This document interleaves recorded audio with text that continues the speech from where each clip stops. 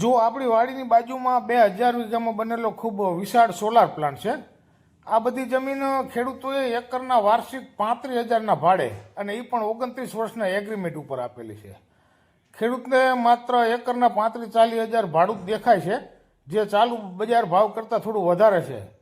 પણ ભવિષ્યનો ક્યારે વિચાર કર્યો?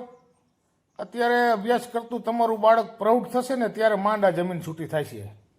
સૌ પહેલાં તો આ લોકો તમારી જમીનનો હેતુફેર કરી એના ઉપર કરોડોની લોન લેતા હોય છે. આ 10-10 ફૂટે ઊભા કરેલા આરસીસીના પિલર આ જોતા આપણને એવું લાગે કે આ જમીન હવે ફરીવાર ક્યારેય ખેતી લાયક થાય ખરી? આજથી 20 વર્ષ પછી 35-40 હજારની શું વેલ્યુ હશે એ ક્યારેય ખેડૂતે વિચાર્યું? ભવિષ્યમાં ક્યારેક પૈસાની જરૂર ઊભી થાય તો અઘાટ તો તમે વેચી નહીં શકો. હાલમાં ઘટતા જતા રૂપિયાના મૂલ્ય પ્રમાણે 20 વર્ષ પછી 40,000ની વેલ્યુ માત્ર 3,000 જેટલી હશે. માટે જમીન આપવી જ હોય તો અઘાટ વેચો, અને એ પણ સારા ભાવથી વેચો, જેથી બીજી જગ્યાએ જમીન લેવી હોય તો લઈ શકાય. આવી મૂર્ખામી કરી અને આ ધન કુબેરના ઢગલામાં ધન નાખવાનો કોઈ મતલબ નથી.